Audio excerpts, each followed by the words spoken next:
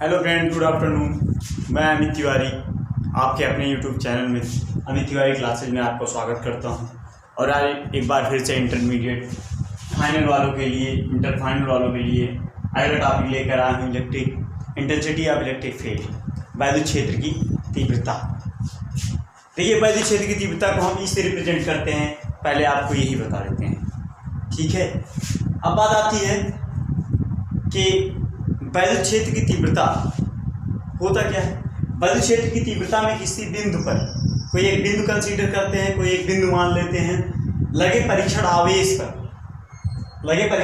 पर जो बल लगता है, लगने वाला बल मतलब किसी वैद्युत क्षेत्र में किसी बिंदु पर लगे परीक्षण आवेश पर लगने वाला बल तथा परीक्षण आवेश की निष्पत्ति के परिणाम पर उस बिंदु पर वैद्युत क्षेत्र की तीव्रता कहते हैं। फिर अतः वैद्युत क्षेत्र किसी बिंदु पर रखे परिणाम आवेश Q0 पर लगने वाला बल अगर मान लिया F है, तो उस बिंदु पर वैद्युत क्षेत्र की तीव्रता, उस बिंदु पर अगर उस पर लगने वाला बल क्या मान लें हम, F हो, तो उस बिंदु की वैद्युत क्षेत्र की तीव्रता क्या होगी। वैद्युत क्षेत्र की तीव्रता मैंने आपको बताया ही है, और उस पर धन परीक्षण आवेश क्या है, Q0 है, और लगने वाला बल क्या है, F है। तो हमारे पास एक समीकरण बन के आता है, इक्वेशन नंबर फर्स्ट, वैद्युत क्षेत्र की तीव्रता इक्वल टू द लगने वाला बल बटे धन परीक्षण आवेश Q0। आई बात समझ में। अब एक चीज यहाँ पे आपको मिलती है कि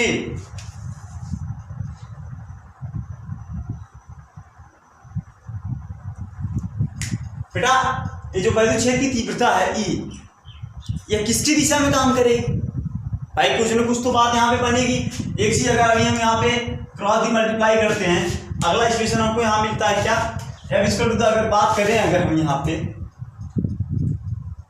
टेंस टू द क्या मिल जाएगा, F equal to the Q0 to E। इसका मतलब है कि यह बल के दिशा में ही कार्य करेगा ना, यानी जहां पे F क्या है, बल क्या होता है, एक सदिश राशि होती है।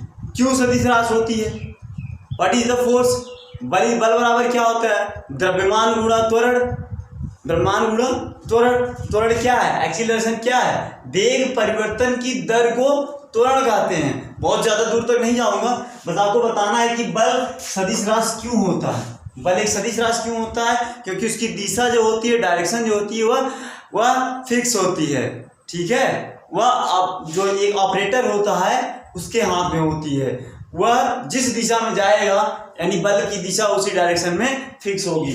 Q0, मतलब कि अगर बल सदिश राशि है, इसका मतलब वैद्युत क्षेत्र E भी सदिश राशि होगी। यह वैद्युत क्षेत्र इंटेंसिटी ऑफ इलेक्ट्रिक फील्ड जो है वह किस दिशा में कार्य करेगी, बल की दिशा में ही कार्य करेगी। और जो Q0 होता है बेटा, आवेश क्या होता है, यह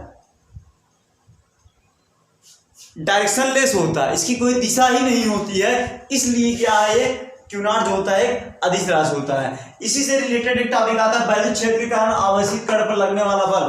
वैद्युत क्षेत्र में किसी बिंदु पर वैद्युत क्षेत्र की तीव्रता E ज्ञात होने पर हम उस बिंदु पर स्थित किसी भी आवेश Q पर लगने वाले बल F को निम्न समीकरण से ज्ञात कर सकते हैं। अभी मैंने बताया कि मतलब आवेश और वैद्युत क्षेत्र पर लगने वाले बल को हम किस तरीके से ज्ञात कर सकते हैं, इस समीकरण क्वेश्चन नंबर 2 के द्वारा हम ज्ञात कर सकते हैं।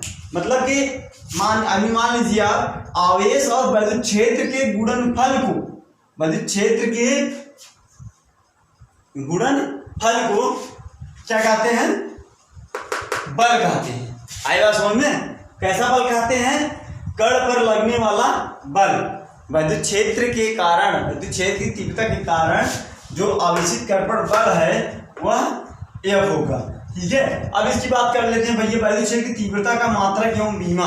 वैद्युत क्षेत्र की तीव्रता का मात्रक एवं बीमा, भाई एमकेएस पद्धति में वैद्युत क्षेत्र की तीव्रता का मात्रक क्या होगा, इसको टू वैद्युत क्षेत्र की तीव्रता क्या होगा, न्यूटन। भाई बल का मात्रक क्या होता है, न्यूटन, और चार्ज का मात्रक क्या होता है, कूलम। न्यूटन बराबर होता है किलोग्राम मीटर प्रति सेकंड स्क्वायर, ठीक है, और कूलम बराबर होता है एम्पीयर प्रति सेकेंड।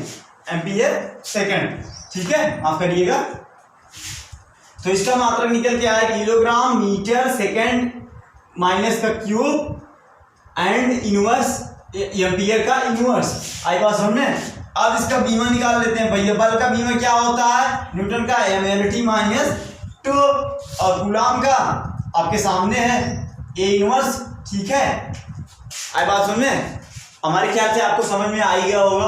और एक आध नंबर में पूछे जाने वाले क्वेश्चन है, बहुत घबराने वाली बात नहीं है, बस कॉन्सेप्ट है इसलिए मुझे बताना पड़ रहा है। विद नोट्स बताया जा रहा है। आपको कोई दिक्कत हो आप कमेंट बॉक्स में मुझे बता सकते हैं। ज़्यादा से ज़्यादा शेयर और सब्सक्राइब और लाइक करने की कोशिश करें, क्योंकि आपके लिए हम लोग बहुत ज़्यादा मेहनत कर रहे हैं। इस समय हमारा देश संघर्षों से जूझ रहा है। हम भी आपके लिए उतने ही संघर्ष से, उतनी ही मेहनत से आपको पढ़ाने की कोशिश करते हैं।